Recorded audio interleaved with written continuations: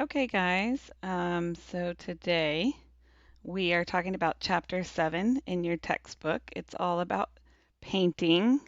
So, again, we've moved into different media. Um, so, the first section is about ingredients and surfaces. So, these are the three ingredients that you'll have in paints. The pigment is the color, and it's made from a powder. The binder is a sticky surface. So sometimes they use oil, and then in the past they've used egg yolk. And then the vehicle is what makes the paint a liquid. So sometimes it's water and sometimes it's turpentine. Um, when we talk about watercolor, these are pigments mixed with water as the vehicle, and then they use gum arabic, which is sap from an acacia tree, as the binder. Um, the most common support today, or the type of paper that they use, is called rag paper. It's made from cotton because it has a lot of absorbency, and your book says longevity, but it just means that it allows the paper to last longer, or to hold up to a lot more water. So the other thing that I wanted to talk about with watercolor is that Chinese watercolor descended from the art of calligraphy, which is almost like the wet media that we were talking about last week, the drawing with inks. This is a watercolor by John Singer Sargent.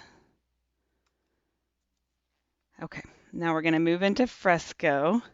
So in true fresco, pigments suspended in water are applied to a damp lime plaster surface. So the vehicle is water. The binder is the lime that is present in damp plaster. And the earliest fresco paintings date from about 1800 BCE in Turkey. The second type of fresco is called dry fresco, and it's another ancient wall painting method. It's done on finished dried lime plaster walls, and in this technique, tempera paint is applied to a clean, dry surface over an already dried true fresco to achieve greater color intensity than is possible with the true fresco alone. So fresco painters often retouch their work and they put finishing details in fresco secco, which is the dry fresco. So they might do both. This fresco here is done by Diego Rivera. It's a mural depicting Detroit industry. Okay, and the other thing that I did want to bring up, I kind of went out of order, but in Renaissance Italy, fresco was the favored medium for painting on church walls. So um, hopefully at this point you've heard of the Sistine Chapel. The ceiling in the Sistine Chapel is an example of a fresco that was done during the Renaissance. Then we move on to encaustic painting. So encaustic pigments, they're suspended in hot beeswax, and it makes these really lustrous surfaces that bring out the richness of the colors. Um, and it's almost like, if my son draws something on the sidewalk with sidewalk chalk, and then it starts to rain or those chalky colors get wet, they become much more vibrant and sometimes a little darker also. So it brings out the richness of the colors that the beeswax does. So it was known to the ancient Greeks, but it really flourished in Egypt during the time that Egypt was a Roman colony. So here's an example from your book that is at the Metropolitan Museum of Art. It's called Portrait of a Boy. Okay, then we move to tempera painting.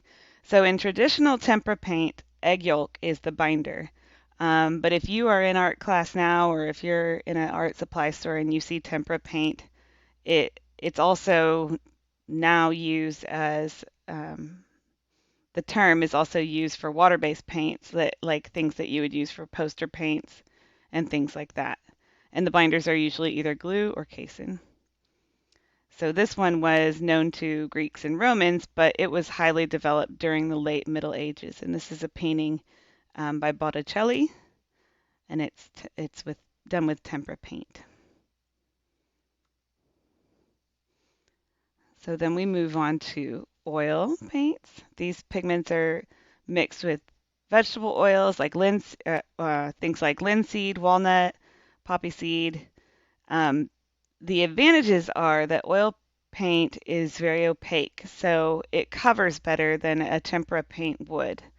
And it also takes longer to dry, so you can manipulate the paint in the way that you want.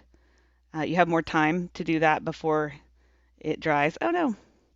And then painting on canvas is a lot lighter and easier than if you had to paint on like a wood panel. And obviously, oil paint has been a favorite medium for 5 centuries. Here's another painting by Jan van Eyck. Um, you'll remember Jan van Eyck was the one that had the Arnolfini portrait that we looked at a while back. And this one is oil and tempera, both. So then we will start to look at some different methods. So the first method that I want to make sure you guys know about is called impasto. It just means oil paint that is painted very thickly. So here's a good example. I didn't put the information under that one, but you guys probably recognize it from Starry Night by Van Gogh. And then the other method is called direct painting. And that's just when work is painted wet onto wet and it's all completed in one setting. So it's done just in one time or one day.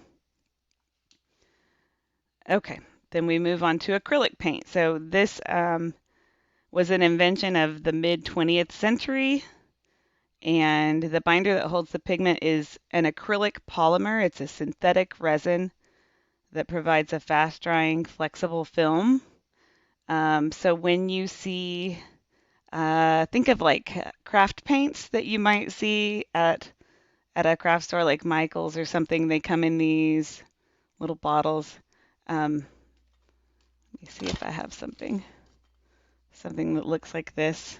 If you're looking at me down in the corner, those are acrylic paint, and it's relatively permanent. It lasts for a long time, and they can be really high intensity colors.